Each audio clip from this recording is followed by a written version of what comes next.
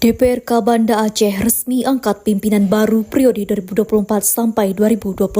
Rakan jumpa, mohon like dan subscribe serta aktifkan lonceng notifikasi untuk mendapatkan update terkini dari channel ini. Dewan Perwakilan Rakyat Kota DPRK Banda Aceh gelar rapat paripurna dalam rangka peresmian pengangkatan dan pengucapan sumpah atau janji pimpinan DPRK Banda Aceh untuk masa jabatan 2024 sampai 2029, Senin 14 Oktober 2024. Rapat yang berlangsung di gedung DPRK Banda Aceh tersebut dihadiri oleh Wakil Ketua Sementara dan seluruh anggota DPRK Banda Aceh, PJ Wali Kota Banda Aceh, Ketua Pengadilan Negeri Banda Aceh, dan unsur Forkopimda Kota Banda Aceh serta lainnya. Dalam pidato pembukaan, Ketua DPRK Banda Aceh Sementara yaitu Irwansyah ST, didampingi oleh Wakil Ketua Hajah Efiati ZAMD menyampaikan beberapa pencapaian yang telah dilakukan selama masa jabatannya. Irwansyah menegaskan bahwa pihaknya telah berhasil menyelesaikan beberapa tugas penting yang diberikan, di antaranya pembentukan fraksi-fraksi DPRK Banda Aceh,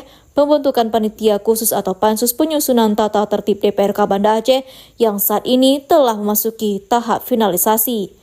Irwansyah juga menyatakan bahwa tugas yang terakhir adalah mempersiapkan proses penetapan hingga pelaksanaan pengucapan sumpah atau janji pimpinan definitif DPRK Banda Aceh yang diselenggarakan pada rapat paripurna tersebut. Dengan disahkannya pimpinan DPRK Banda Aceh yang baru, diharapkan lembaga ini dapat bekerja lebih optimal dalam menjalankan fungsinya untuk kepentingan masyarakat Kota Banda Aceh, sekaligus mendukung berbagai program pembangunan yang akan dilaksanakan di masa yang akan datang. Rapat paripurna ini menjadi tonggak penting bagi keberlanjutan demokrasi dan tata kelola pemerintahan di Kota Banda Aceh, yang melibatkan seluruh elemen masyarakat dan para pemangku kepentingan.